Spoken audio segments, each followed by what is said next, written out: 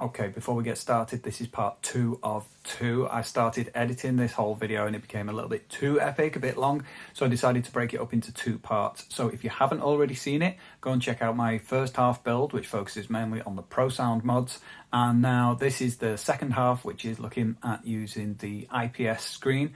It's the FunnyPlaying Retro Pixel screen, and it's awesome. So yeah, hope you enjoy it. Right, so that was the back half yesterday, all finished, now all tested, and it all works, so I'm happy with that. The batteries were running low on my camera, I was running low on energy, and it was getting late in the day, so I decided to put a stop to it there. So today, it's a new day, new cup of tea, and we're going to have a go at doing the front half. The person I'm building this for has requested a green power LED, which does kind of make sense with all the other green accents we're going to have on this.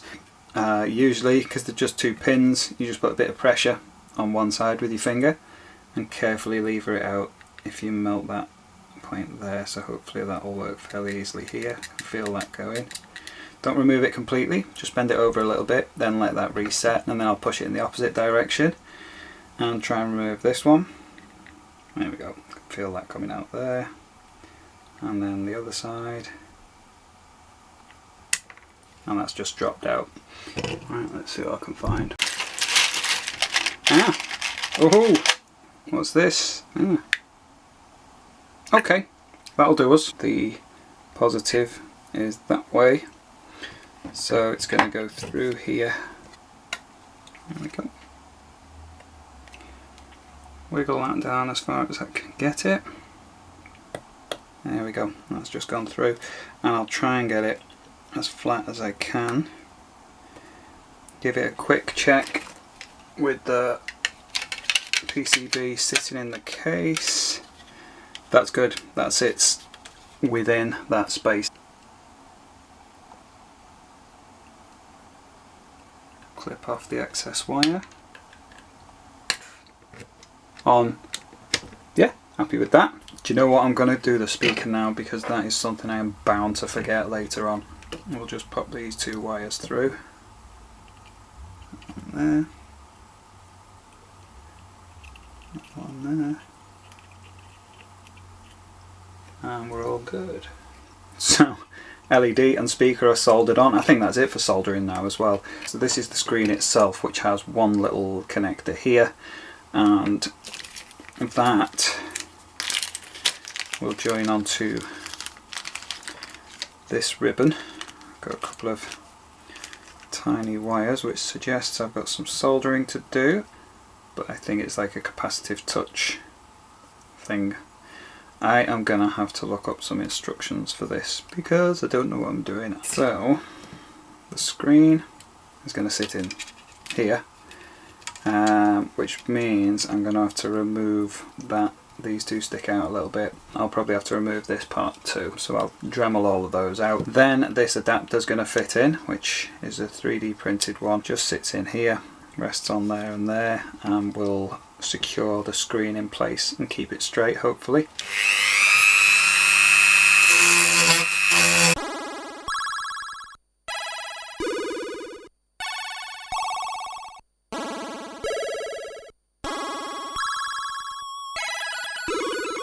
Okay, so looking at guides for this and looking at the lens that came with the screen, the aperture, the opening is slightly bigger because the display on the screen is a little bit bigger than the original. Now how that's going to affect this one, I don't know. I might just test it out.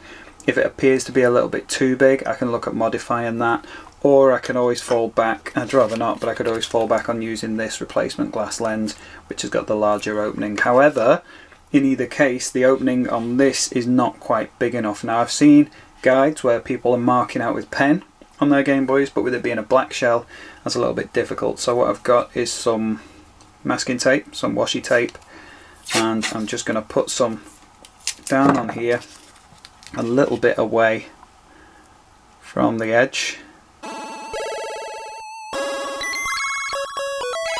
In terms of removing those, I think I might file into the corners and then cut along with a knife and then snap off the other bits. So I'm going to get a needle file and just file into the corners first.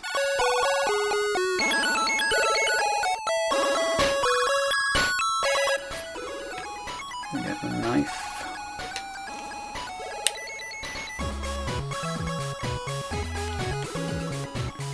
Carefully line up there.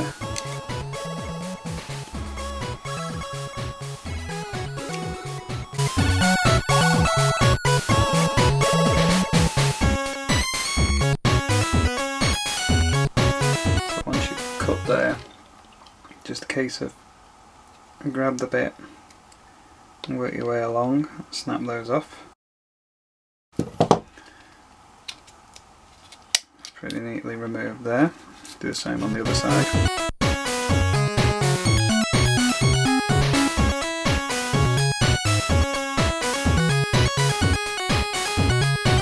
Right, so that's done, so I'm just going to cut a little more neatly along this little section at the bottom and into the corners a bit.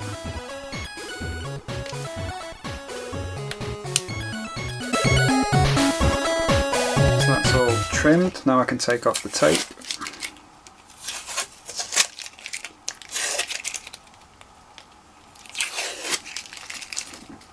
It's all pretty neat. I can finish that up just by neatening it with my file.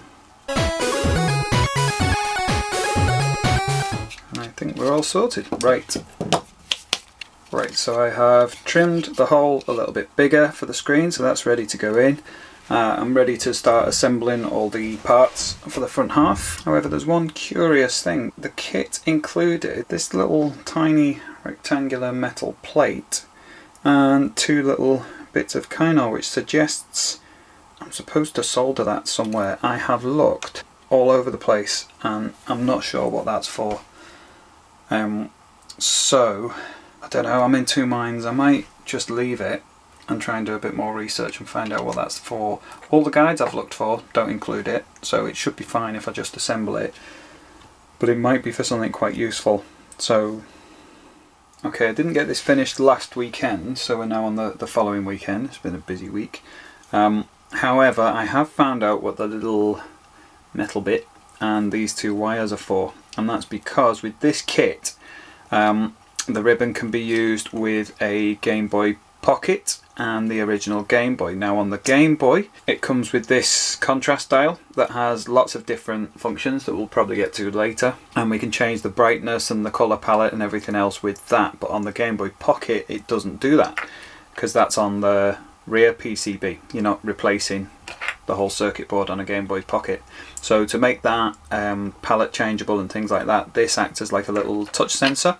So when it's fitted, you just sort of tap on top of the shell. So this is for if we're using it with a Game Boy Pocket, and is not needed for the DMG, so mystery solved. So what we do need is the ribbon itself, the 3D printed bracket that I did on my printer. I didn't get the entire bracket cut just because of the space available on the bottom of my printer, but hopefully it'll be alright. We've got the foam insert, which is just going to go between the LCD and the shell, and we've got the LCD itself. So first, attaching the ribbon to the screen. I'm going to be really careful with this. There's a tiny little connector here which connects to this part on the LCD. That's just a pressure connection. It's important that you line them up correctly, so we'll try and get that done right. So I can feel that lock. Push them, you'll feel like you're about to break it, and then it clicks, and that's all okay. Now you can see that the back of the screen's got that mirror finish, and we've got the metal plate there. There's the copper right across here, so that needs to ground itself out on there, so that's alright for this to touch, I think. That'll swing over, and we'll need to just sort of tape that in position with the bracket where that's going to go. So where that folds over, there's like a little opening on the bracket there. So if I flip that over, this is going to kind of mount onto the back with the ribbon over this way, like that. So all I've got to do is just make sure when that's on, will the ribbon be lined up like that. That'll be fine. So I'm going to put a little bit of tape on just to secure that in position. So this, we actually only need the outside edge. It's like self-adhesive on both sides. It can be sticky and it can grip the LCD in place, but the issue with that is if I do it and I stick it and I'm not happy with the placement of the LCD, I could destroy the LCD when I'm trying to pull it back out. So I'll make sure I'm the right way around. There's a little dent to show which is the bottom, and also there's a little recess here and here which is meant for where the opening for the LED is, and for this little bit on top there, so I know I've got that the right way around. I'll just peel this off and stick it to the front of the shell, try and get that in position. So I'll just move this down so I can get my head above it a bit more and just make sure I'm lined up right.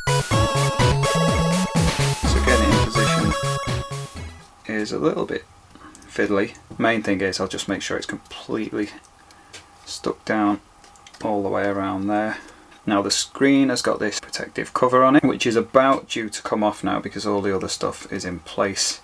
I can double check that my bracket will fit on here widthwise, that's all okay in position there. So that's all going to be alright. Now if I drop that in there, it will then make it impossible for me to peel off this bit, so I'm just going to carefully take that off now.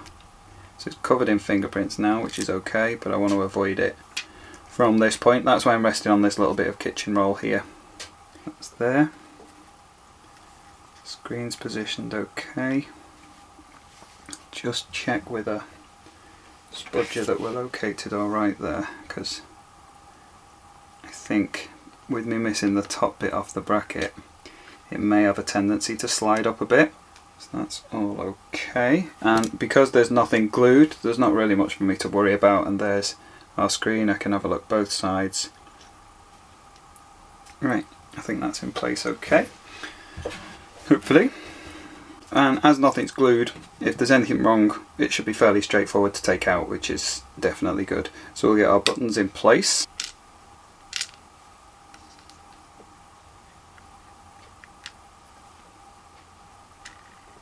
Now we just need to position that. So to put it in place, I'll pull these two tabs back. I'll swing it round just so I can get a better grip on it. And the ribbon should just slot in there. It's awkward, it really doesn't want to go in, but we're in there eventually. And now that's in place. Clip the little tabs down to keep it locked. It's a really tight fit. Get the speaker in place, push that down, and then I'll just get those two clips to locate. So that needs quite a bit of force to get it in place. Not entirely happy about that, but it is what it is. And now we've got some screws to put in to lock this into the front of the board. Okay, so that's all in position. I've screwed in, obviously all the screws just at the bottom here, none in the top half there. Everything is in position. I'm just wondering when it closes up if the shell might catch on this. So if that's an issue, I'll need to remove that. I should be able to deal with that without having to disassemble all of this. And also there's the ribbon which needs to slot in here, so I'm going to put that in place just for a test now anyway. I'd say these ribbons are really awkward at the best of times, but here if I can get it lined up, there's like a load of little tiny components there just getting in the way, just where you want to try and get your fingernail under, but I've managed to get that in position, so hopefully it'll work. We've got batteries in there already, so we'll switch on, power's on, okay, it's good. And the screen looks nice, it's got that sort of pixel effect, so this is what's called the RetroPixel screen. I don't know if you can see close up. But yeah, so it makes it look a little more authentic. There are other settings on there. It seems to be quite nicely centered. Yeah. And then I'll check if it will actually close with that contrast dial. I suspect it won't. Oh no. See, because that'll just change our brightness there. And on the old models you had to cut away a little bit of the shell, but on this one no such issues. That is pretty awesome. Okay, so we'll switch off and try and get that back together again.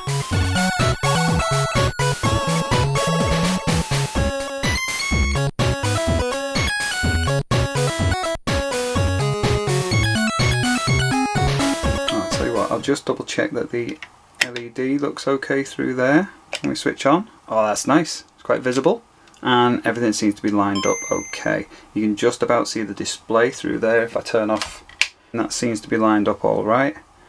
I think we're okay there. So if we switch off, move the screen and get the light back on. Right, I want to talk about putting lenses on Game Boy shells when you've been doing backlight mods and things like that.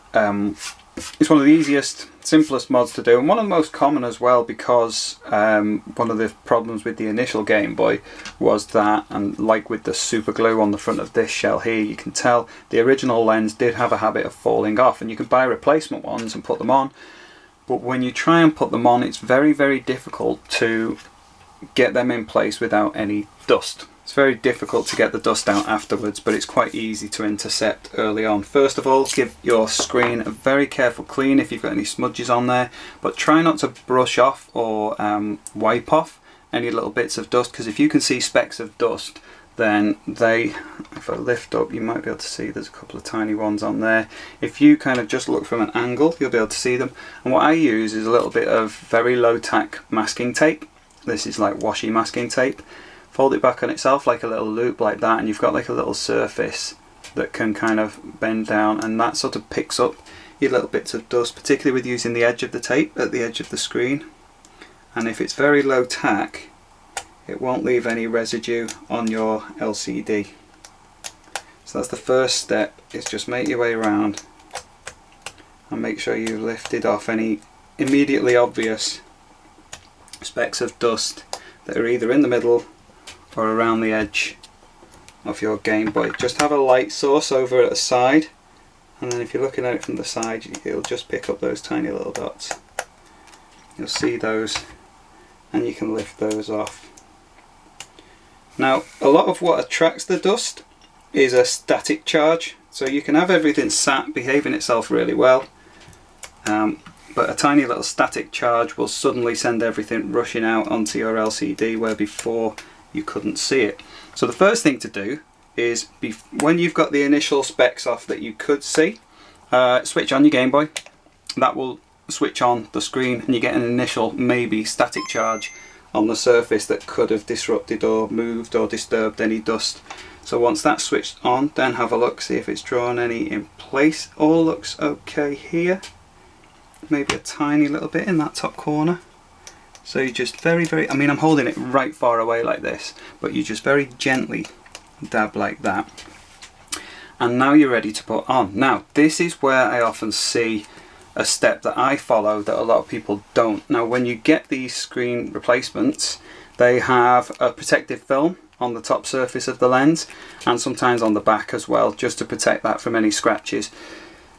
The tendency is that people will stick it down and leave that on to protect it while it's actually on the Game Boy, and I can understand the logic in that, but when you peel that surface off, if it's attached here, suddenly it will create a massive static charge, because this isn't glued on, it's held on with like just a static cling. As you peel that off, it'll generate a static charge on the lens itself, and that's where a lot of your little bits of dust kind of jump out.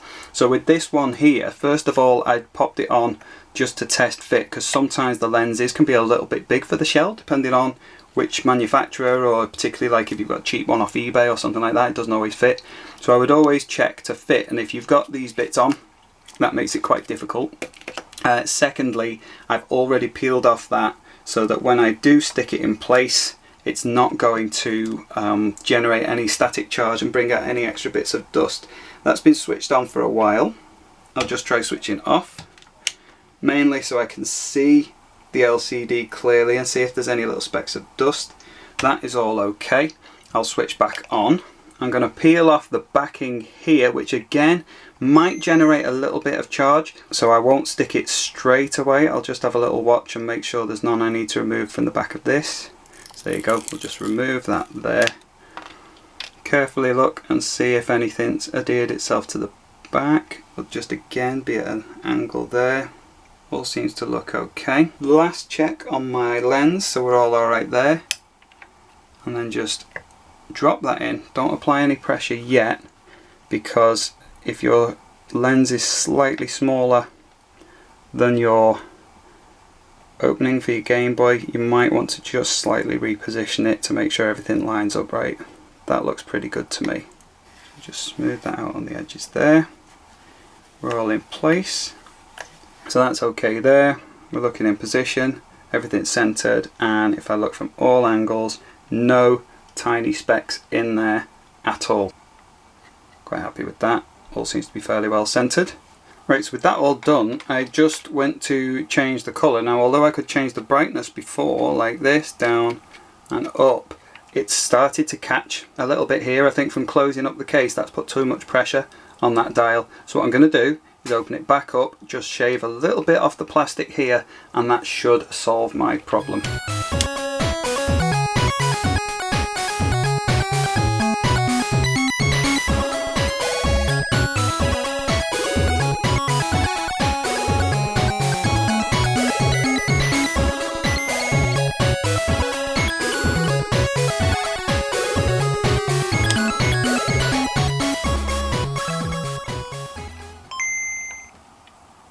So we can adjust the brightness, and we can hopefully push that in now and it will pop back out again. Right, so let's give this thing a test. So we'll switch on. We can see our green power LED lights up nicely there. The boot up screen's all good. Everything's nice and centered. However, one of the things about this screen is that it is very slightly bigger. That's why it ships with a specific lens cover that has that has a slightly bigger opening here, so it doesn't obscure any of the screen. Now, the person I'm building this setup for sent me this green glass lens, obviously because it looks great with all of the rest of the Game Boy. I could have shaved off a little bit around the edge with a razor, but that runs the risk of messing up the rest of the display. So what I've decided to do is I will leave it on there for the moment, possibly obscuring a little bit of the display, and then we can always adjust and change things at a later date. I'll send him back the original lens and we can put that in place if need be. Anyway, let's start up Tetris and have a look at that display. So it is nicely centered. It's obscured very slightly on the left there, but everywhere else looks okay, and it's perfectly playable if we just start up like that. Okay, so I think that's okay. But I can see how it would also drive people mad. I think if it was my own Game Boy, I would probably want it to be exactly the right space for it to work. That said, the actual quality of the screen is really, really good, and it looks so authentic. And this is because we've got what's called the RetroPixel screen. So with this, if you look up close on the display, and I don't know if this is just going to totally mess up, you can kind of see the pixels in the way that the old Game Boy display would have had on the original LCD. If you don't like that, you can get rid of it by long pressing this button on the side, and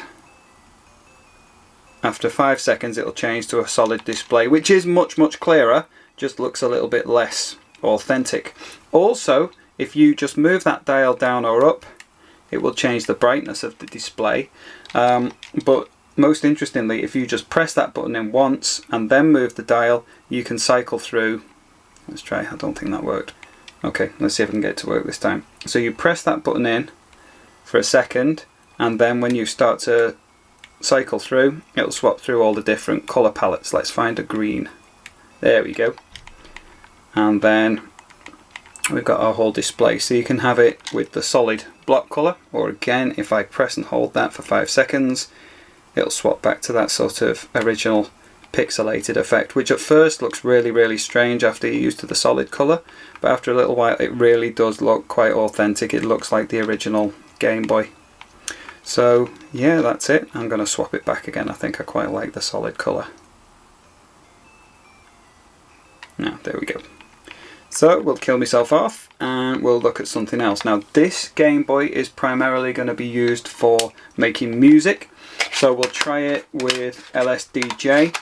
I've put my Dragon Derp cart in there. We'll boot up and away we go.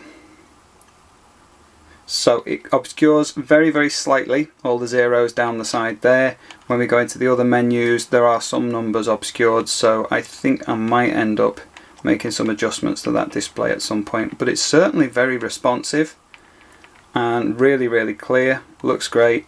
I think this is a cool little mod. Right, one last thing to test before we finish, and that's this great big socket here. This is a pre-pot Prosound, try saying that with a false beard, and this volume dial will not be affected by it, so we can turn the volume all the way up, all the way down. Generally I would have it down and then no sound's going to come out of the speaker. And I've got a cable connected to my little speaker I've got in here, and I'll put an adapter on, so we've got the larger size, and I'll plug that into the Game Boy, turn up my speaker a little and switch on. And I've got LSDJ cartridge in here, so we'll be able to play a little bit of music. But we've got sound coming out there, and press play and turn the volume up. Okay, that's really loud and works absolutely fine. What I'll do as well is I will turn it up and just go into one of these channels here, and when I'm on this note here, what I can do is I can put a command on there that will give me a left or right signal. So I'll just set that one to left and play it. That works with the left channel and right channel. So we're all fine there.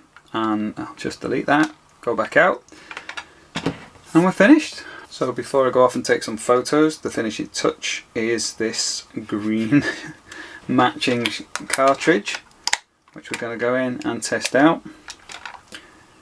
And that has the logo of Micro D, which is the chiptune artist I've been building this for. So there we go, and oh wow, it just looks awesome. So good. Right, so there we go, a custom chiptune powerhouse. This hopefully is going to make its way through many gigs in future and play all sorts of awesome tunes. We've got a whole load of mods on here, a beautiful colour scheme that goes with it, custom shaped shell, really chunky nice pro sound there, would be amazing for live gigs, and the customizable display on there too.